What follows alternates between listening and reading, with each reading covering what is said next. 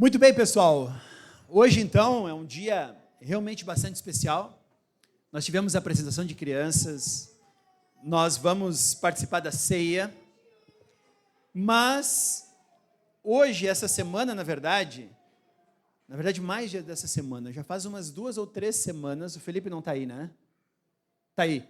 Não lembro quando tu me pediu para falar na Opel, mas o Felipe, ele me deu um incentivo, algumas semanas atrás. Ele disse: Edgar, nós gostaríamos de uma palavra sobre gratidão na Opel. Eu disse: ok, beleza, vamos tentar andar nessa linha. E foi um privilégio, porque, na verdade, eu falei lá na Opel na quarta-feira, e na quinta-feira era o dia de ação de graças. Quem sabia? É engraçado como a gente adora copiar feriado americano, e a gente copia o Halloween, e a gente copia a Black Friday.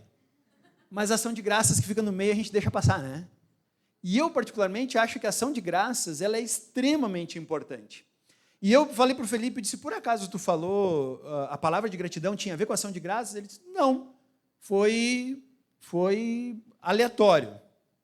E aí, baseado naquilo que eu estava preparando para falar na Opel, eu fui sendo incentivado a trabalhar com esse tema na celebração, que é justamente essa ideia de ação de graças.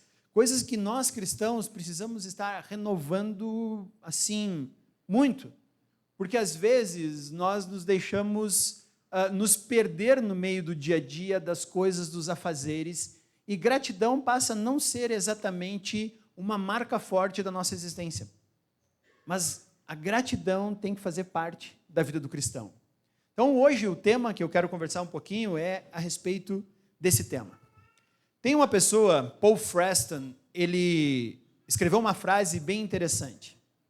Ele disse assim: quanto mais nos consideramos autossuficientes, produtos de nós mesmos, mais difícil se torna aprender a gratidão e a humildade. Porque, na verdade, nós vivemos em um mundo que diz assim: você é fruto das suas escolhas, faça por você. Você que tem capacidade, você que tem que fazer por ti, e você é uma construção daquilo que você é. E esse mundo está nos ensinando a vivermos cada vez menos gratos, cada vez menos comunitários, cada vez menos andando com as pessoas ao nosso redor. E é por isso que nós temos agora visto como fruto e resultado disso tudo uma sociedade onde as pessoas são cada vez mais isoladas e solitárias. Porque a gente se basta. Nós fazemos tudo possível que vai garantir o bom resultado de tudo que fizermos. E, na verdade, isso é um erro. Biblicamente é um erro. Porque se a gente olhar um pouquinho a junção de 3 palavras, a primeira delas é graça. Charis, em grego, charis. A segunda é gratidão, ou agradeço, né? Agradeço, que é eucaristo. E aí vocês sabem onde eu vou chegar. A terceira palavra é ação de graças, que é Eucaristia. Essas 3 palavras no original grego, elas estão sempre juntas. Se você for olhar a junção dessas palavras em todo o Novo Testamento, principalmente nas palavras de Paulo, mas também de outros, essas palavras, graça, gratidão ou agradeço e ação de graças, estão todas juntas. Por isso que em algumas vertentes cristãs, a ceia também é chamada de Eucaristia. É uma ação de graças do sacrifício que Cristo fez por nós. Então é interessante, se você olhar a carta de 1 aos Coríntios, e hoje é um daqueles estudos que nós vamos passear bastante para lá e para cá. Então fica esperto com a tua Bíblia aberta aí. 1 aos Coríntios, capítulo 1, versículo 4.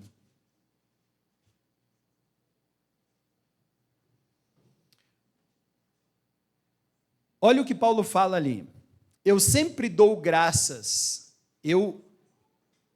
sempre dou graças, é o eucaristo, a palavra dou graças aí. Ah, meu Deus, por vocês, por causa da charis, por causa da graça que dele receberam em Cristo Jesus. Eu agradeço a graça. Então, Paulo é o autor que mais vai usar e intercalar esses termos. Se você for um pouquinho mais para frente, em 2 aos Coríntios, capítulo 4, versículo 15, Paulo também faz uma construção interessante, onde ele diz assim: tudo isso, e aí tem que dizer, poxa, mas o que é tudo isso? Capítulo 4, Paulo está falando do grande tesouro que Deus depositou em vasos de barro que somos nós. Esse é o contexto do capítulo 4 de 2 Coríntios. Então Deus depositou uma riqueza infinita, que é a salvação e a graça do seu Filho, em vasos limitados que somos você e eu. E aí no versículo 15 ele fala então, tudo isso é para o bem de vocês, para que a graça, caris, que está alcançando um número cada vez maior de pessoas, faça que transbordem de Eucaristia, ações de graça para a glória de Deus. Estão vendo como a ideia de ação de graças, ela está extremamente ligada com o fato de Deus ser um Deus gracioso? Deus nos oferece a graça, e diante dessa graça nós agradecemos, e ao mesmo tempo rendemos ações de graça. Porque é diferente, agradecer é dizer muito obrigado por aquilo que eu recebi, e ações de graça é festejar por aquilo que ganhamos. Então essa é a ideia. Então primeiro eu quero que a gente olhe o conceito o que é graça. Porque às vezes fica estranho, né, esse negócio. Tá, graça, o que é graça? Nós temos ali, como eu falei, participamos da Black Friday na última semana, né? E o pessoal achava que muita coisa era de graça. O que significa graça, quando a gente olha no contexto da Bíblia? O que é graça? Então, graça, ela é definida assim, é uma ação voluntária de alguém, movido apenas por sua compaixão e seu amor, a fazer algo do qual não estava obrigado. Isso é graça. Quando movida única e exclusivamente por sua graça, e sua compaixão, né? Alguém vai lá e faz algo que não era obrigado a fazer. Isso é graça. Então, se a gente olhar para a Bíblia, Deus é um Deus gracioso quando Ele cria todas as coisas. Deus não precisava de uma criação. Ele já era Deus suficiente, sendo a Trindade única e eterna, vivendo em Pai, Filho e Espírito Santo. Deus não precisava da humanidade, Deus não precisava de nada. Deus não precisava ter criado um mundo tão complexo, no qual nós podemos ver cores, em que nós podemos sentir sabores, em que nós temos emoções, pessoas ao nosso redor. Então, só por ter criado tudo que nós vemos ali, Deus já é um Deus de graça. Você já agradeceu pela criação? Mais do que isso, ao enviar seu filho, Deus foi gracioso, porque Deus não precisava. Ele já havia dado a regra, e ele já havia estabelecido os padrões pelo qual a humanidade continuaria tendo comunhão com ele ou não. E uma vez que a humanidade quebra essa comunhão com ele no Éden, ele não precisava de nenhum elemento para dizer, não, vou trazê-los de volta. Então, quando envia seu filho, Deus está sendo um Deus gracioso. Se você olhar a carta aos Gálatas, a gente estava em 2 Coríntios, já pedala aí mais um pouquinho, já chega lá em Gálatas. Capítulo 4, versículo 4, diz assim: mas quando chegou a plenitude do tempo, Deus enviou seu filho, nascido de mulher, nascido debaixo da lei, para nós. E é isso que nós vamos celebrar hoje aqui. Mais do que isso, Deus é gracioso em criar, Deus é gracioso em entregar seu filho, e Deus também é gracioso em enviar o Espírito Santo a nós.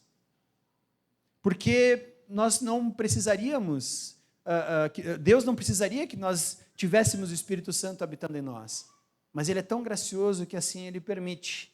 E aí nós vamos voltar um pouquinho agora, vai no Evangelho de João, volta aí um pouquinho, Evangelho de João, no capítulo 16, no versículo 7,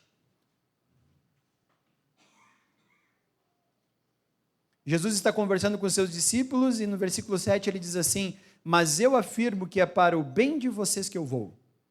Se eu não for, o conselheiro não virá para vocês, mas se eu for, eu enviarei.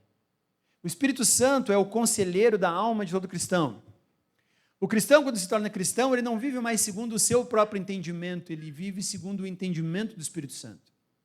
O cristão, quando ele recebe o Espírito Santo, ele não age mais de acordo com os seus valores, mas com os valores de Deus impressos em nossa alma pela figura do Espírito Santo. Deus é gracioso em criar todas as coisas. Deus é gracioso em enviar o seu Filho para salvar aqueles que optarem pelo Filho. E Deus é gracioso em enviar o Espírito Santo para todos esses que entenderem o sacrifício de Cristo. Deus age com graça. E a única resposta passível ou suportável diante da graça é agradecer, é devolver tudo isso com ação de graças. Romanos, capítulo 1, versículos 20 e 21,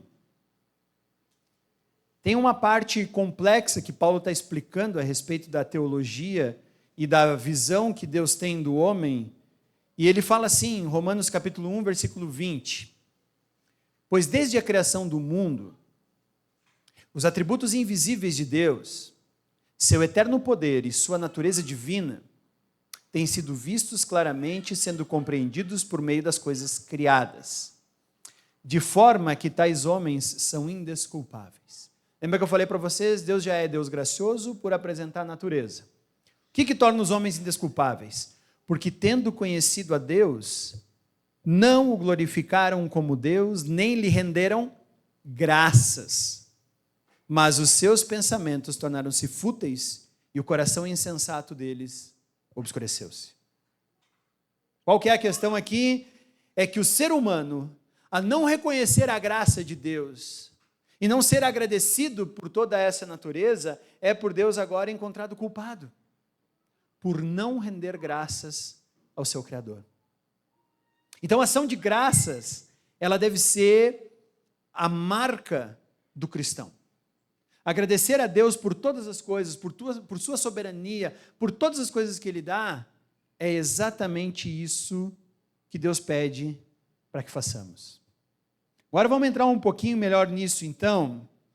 Filipenses, capítulo 4. Vá lá para as epístolas de Paulo. Efésios. Vai lá, Filipenses, é a próxima carta.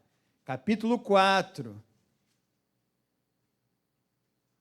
Versículos 6 e 7.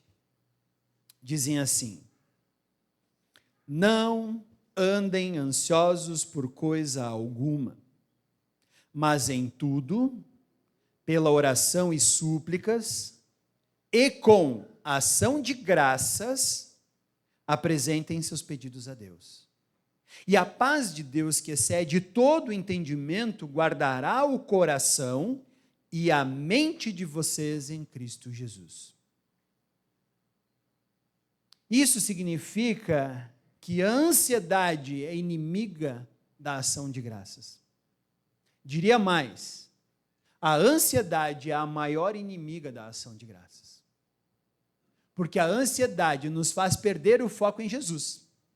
E ao perder o foco em Jesus, nós acabamos nos segurando em muletas, em coisas que nós achamos que nos dão a garantia. E aí, quando alguma coisa acontece que nos quebra essa visão desfocada, nós acabamos ansiosos, achando que é nós que temos que resolver essa situação. Deus dormiu, cochilou, e naquela cochilada, quando Deus olhou, já tinha acontecido alguma coisa com nós. Como talvez alguns pais se sentem, né? Basta você dizer assim, cuida do fulaninho, e tu dá aquela olhadinha no jogo, quando tu volta, o fulaninho já está caindo do galho, e tu diz, puxa vida, eu não vi, né? E parece que a gente coloca Deus nessa mesma condição. Deus até estava olhando para a gente, mas de repente Ele virou o olho, e aconteceu alguma coisa, quando Deus olhou, a gente já estava numa situação complexa. E isso é uma mentira. Isso é uma mentira, porque acontecimentos que acometem a nossa vida, eles estão todos eles debaixo da soberania divina. Então, não é o meu diploma de pós-graduação, não é o meu diploma de mestrado, doutorado que vai garantir alguma coisa, não é uma super poupança ou uma grande aplicação em criptomoedas ou não sei aonde. O que garante a minha condição é o próprio Deus conduzindo a minha vida. E a isso eu tenho que ser grato.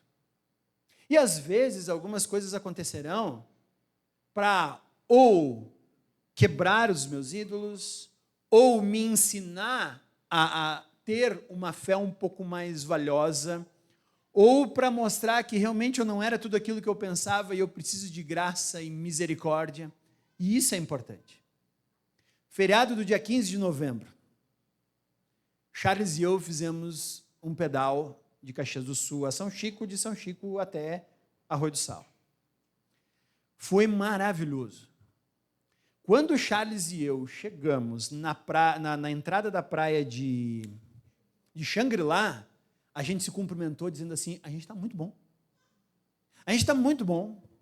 A gente havia mantido mais de 23 quilômetros por hora de média, subindo, descendo o morro, chegamos lá, a gente estava inteiro, tanto que a gente chegava na antiga 101 e entramos na entrada que vai ali do lado dos Cataventos até a praia de Xangri-Lá. A gente, já, nossa, mas a gente está muito bem. 2 veião aqui de 45, quase 46 anos, estamos bem. E aí, nós nos achando, mandamos até mensagem para as meninas, dizendo assim, vamos chegar antes de vocês na praia. Porque quando a gente olhou, elas estavam ainda lá no início da serra, e nós ali já em Xangri-Lá, agora é nós. Até que Deus mandou um vento contra. E eu não sei quantos de vocês estavam no litoral no dia 15, aquela ventania infinita. E nós começamos a ir pedalando, e o vento, e parecia que era uma subida, e a velocidade foi diminuindo para 19, para 18, e aí o Charles grudava na minha traseira, eu dizia, agora eu estou cansado, via o Charles para frente, eu grudava para ver se alguém cortava o vento, e dali a pouco o humor gavazonístico do Charles aflorou, o meu dalegravístico também, e nós éramos 2 murmuradores pedalando. Esse vento, porque não chega. E aí, dali a pouco, passa as 2 gurias de carro, a gente olha assim, e aí da Rita, para dar aquela, quero uma caroninha. Eu disse, Charles, vamos parar aqui, 5 minutos, vamos sentar, vamos comer um lanche. Brabo, um mais brabo que o outro. Até que chegamos lá, e essa dificuldade serviu para mostrar que a gente não era tão grande assim. E que nós não somos tão grande coisa assim. E a soberba precede a ruína. E aí chegamos na praia mais morto que não sei o quê. Essa é a ideia. Às vezes coisas ruins são para nos mostrar que Deus está no controle, e Ele está presente, e nós não somos muita coisa, e nosso condicionamento físico, nosso dinheiro, nossa formação, e as coisas que nos apegamos, elas não garantem nada, porque Deus, no fundo, quer nos ensinar ainda muitas coisas. Muitas coisas. Entre elas, não desço mais para a praia de Biscone. Não, vou descer, tem que descer mais uma. A ansiedade é inimiga da ação de graças. E o cristão, ele precisa entender isso. Mais do que isso, Filipenses, o próximo, Colossenses, vai lá. Colossenses, capítulo 13, versículo 16. Muito obrigado, aqui alguém me deu água. Filipenses 3,16 diz assim, habite ricamente em vocês a palavra de Cristo. Ensinem e aconselhem-se uns aos outros com toda a sabedoria, e veja agora, e cantem salmos, hinos e cânticos espirituais com gratidão a Deus em seu coração. O louvor é amigo da gratidão. Quando o meu coração está apto e ele para de ser ansioso, ele está preparado para louvar a Deus em todas as circunstâncias. E é isso que Paulo está falando. E quando Paulo está escrevendo essa carta, lembrem, ele está preso em Roma. A carta aos Colossenses é uma das epístolas da prisão. E ele está escrevendo e ele está dizendo, então, habite ricamente a palavra de Cristo. O cristão precisa ler a Bíblia. O cristão precisa conhecer a Bíblia de tal forma que a palavra de Deus é tão rica na sua mente, no seu coração, que mesmo que aconteçam coisas inesperadas, a gente consegue irromper em louvor de gratidão a Deus diante das coisas. Isso nos ensina que a ansiedade e o louvor, eles vão... o fato de não estarmos ansiosos e louvando a Deus, mostra que a murmuração é incompatível com o estilo de vida cristão. Cristão murmurador, ele não entendeu alguma coisa em Deus, na graça e na sua condição. O cristão não pode viver murmurando.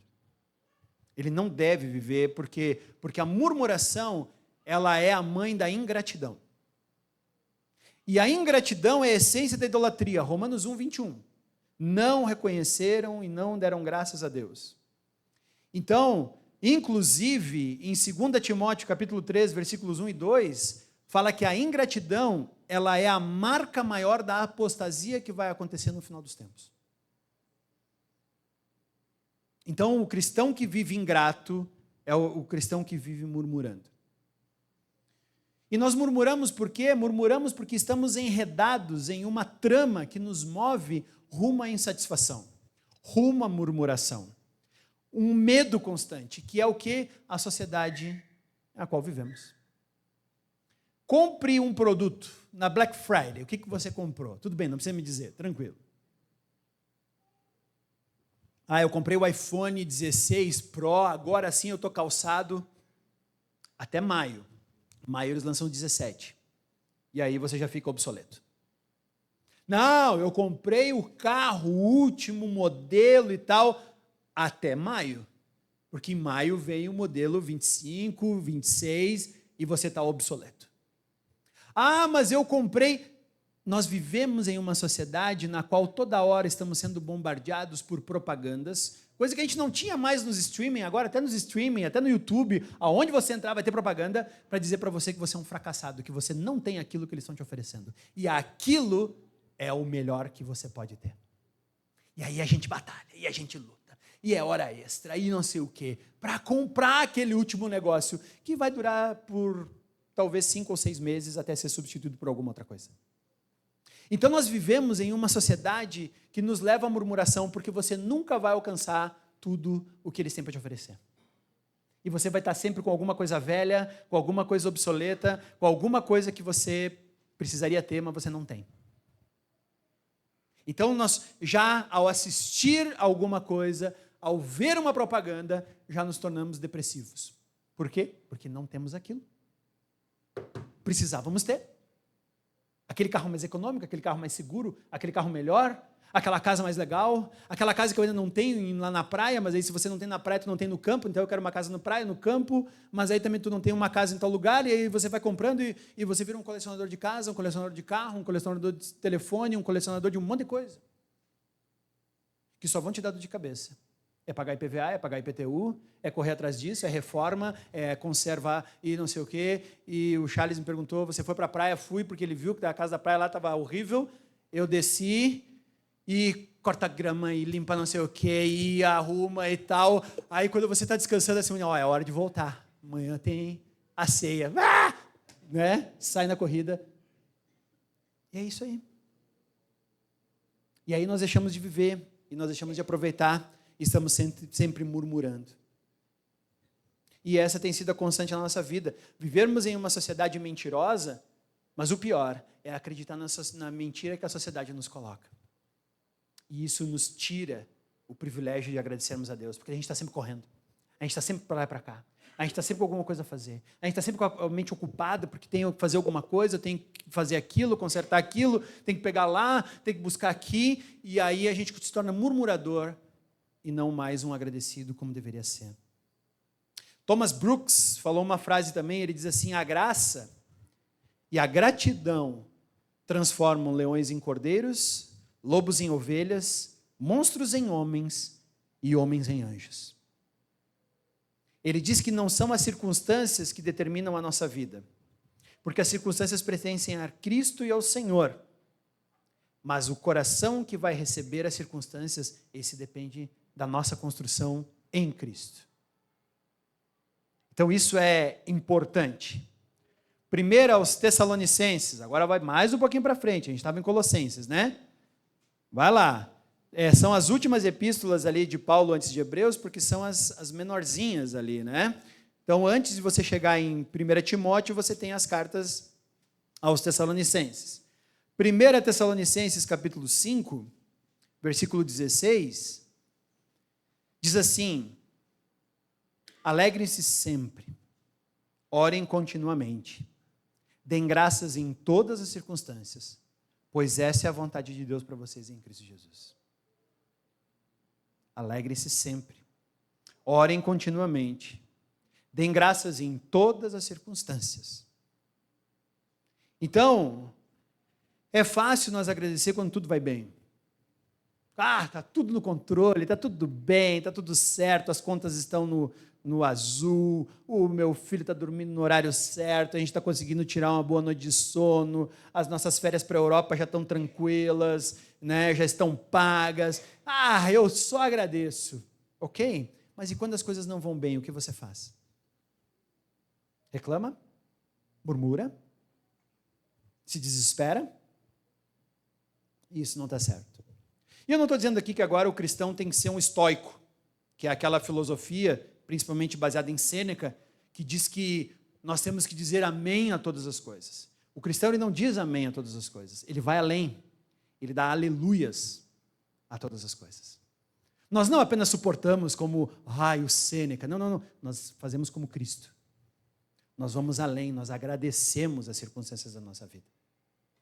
Então, nós não controlamos as circunstâncias, e você não pode controlar as circunstâncias da tua vida. Mas, com certeza, nós podemos responder com fé e reconhecimento da soberania de Deus às coisas que nos acontecem. A gratidão, então, é a marca do cristão. Vá lá no Evangelho de Mateus, primeiro livro do Novo Testamento, capítulo 18. Versículo 21.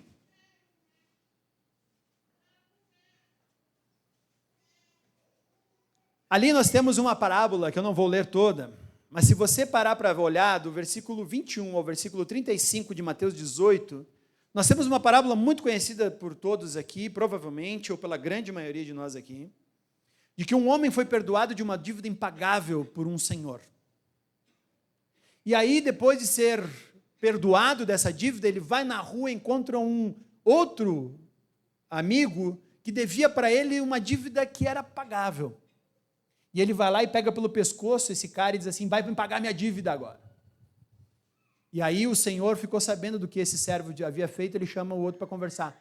E diz assim: não deveria ter tido você misericórdia do outro como eu tive de você? Sim. Então, por que você não agiu da forma certa? Então a gratidão, ela é a marca do cristão. Porque eu fui perdoado, eu agora posso perdoar. Porque eu tive minha dívida paga, eu posso agora quitar a dívida que o outro tem comigo. E eu não estou falando de dinheiro, estou falando de um monte de outras coisas. Por isso que na oração do Pai Nosso, Jesus nos ensina a perdoarmos. Qual é a continuação? Assim como...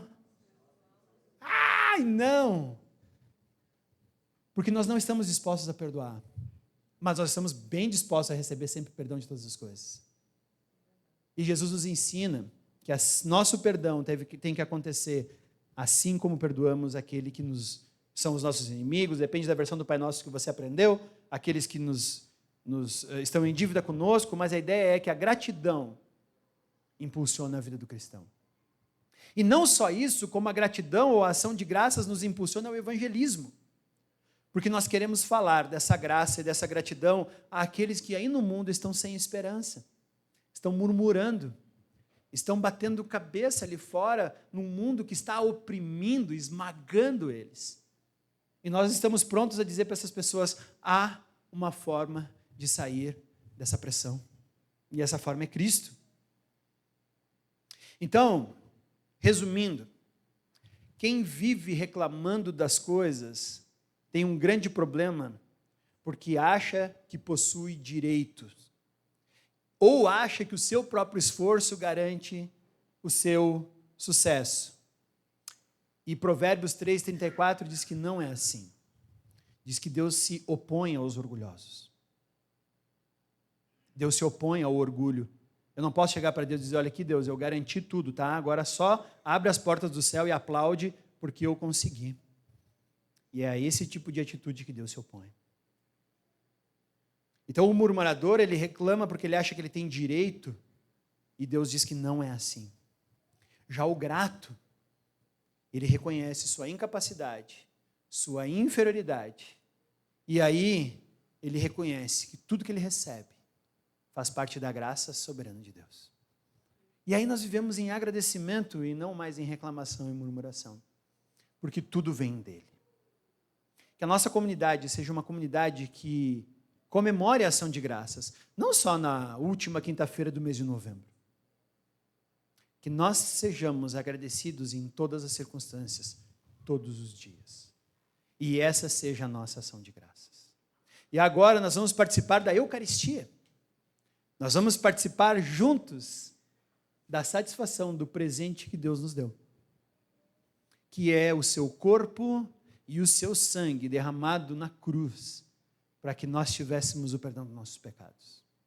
Então eu quero convidar a todos vocês que já compreendem essa verdade e a manifestam em sua vida, a pegarem os elementos aqui na frente e esperem para que juntos nós participemos desse momento de comunhão, ok? O pessoal do louvor tem uma música, né?